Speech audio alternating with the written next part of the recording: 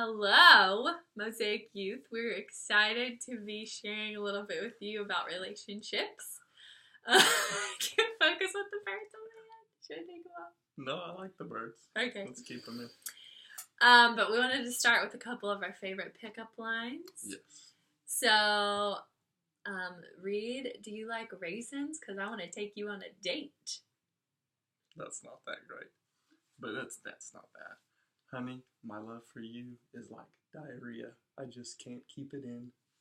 So romantic. So romantic. Yeah, that's why we're married. 8 years. Solid.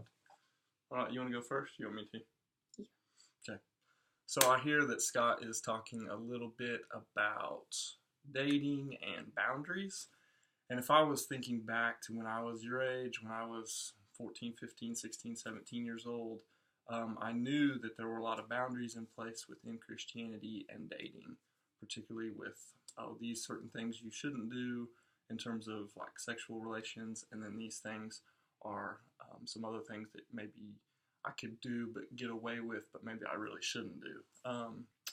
But just in terms of boundaries, like I always saw them, and here was the problem, is I always saw them as something that was restrictive, that the Bible was giving me a lot of no's and no's and no's and no's. You can't do this, you can't do this, you can't do this.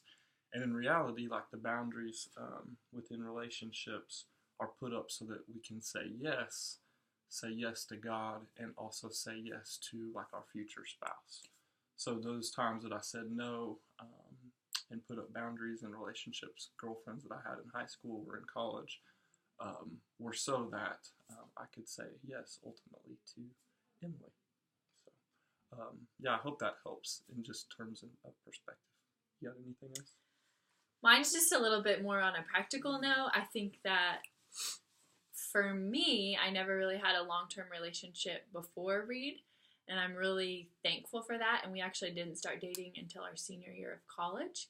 And so I really got to focus on my friendships and the Lord and what He was calling me to, and I wasn't distracted by different relationships that weren't really going to be worth it in the end. And so I would just say that to save and hold out for God's best for you. And another piece of advice I like to give is that once you meet someone that you think is too good for you, that's probably who you should be going for.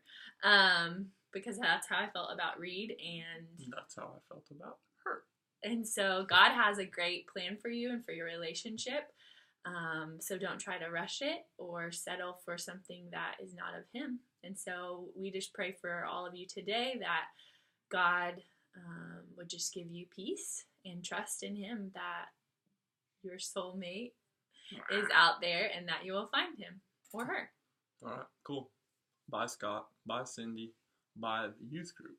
And I hope the rest of your evening is awesome. Tweedly, tweedly, tweedly, tweedly, tweedly, tweedly.